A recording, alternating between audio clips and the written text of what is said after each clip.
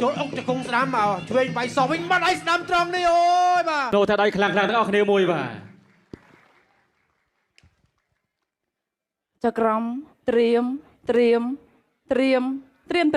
ប្រុងព្រៀបប្រកួត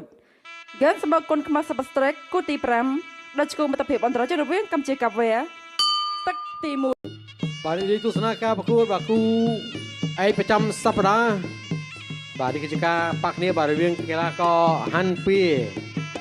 បាទជាមួយនឹង Freddy បាទសាកមកជើងស្ដាំមកទៅលើ Freddy បាទ Freddy សាកមកដៃឆ្វេងទៅវិញបាទឆ្វេងម្ដាយទៀតវាយស្ដាំថែមឆ្វេង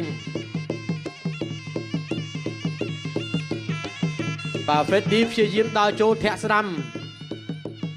បាទមើលទៅ Freddy បាទគឺគេជំនាញក្នុងការប្រើដៃបាទចឹងក្បាច់គោលរបស់គេបាទគឺប្រកួតសកលហើយបាទវាយសកលបាទវាយស្ដាំថែមឆ្វេង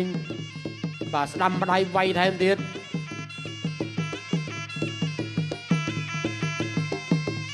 បាទ Freddy ព្យាយាមធាក់ឆ្វេងមកជើងបាទដើរចូលបាទវាយឆ្វេងស្ដាំពីហាន់ពីទៅវិញបាទហាន់ពីព្យាយាមដើរចូលបាទ Freddy បាទដាក់មកជើងស្ដាំបាទធាក់ស្ដាំវាយឆ្វេងថែមស្ដាំមកចង្គង់ស្ដាំបាទអាយ៉ាបាត់ដៃនេះបាទធ្វើឲ្យ Freddy បាទ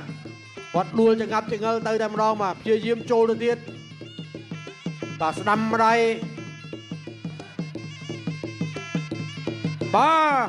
ស្រុញខ្លួន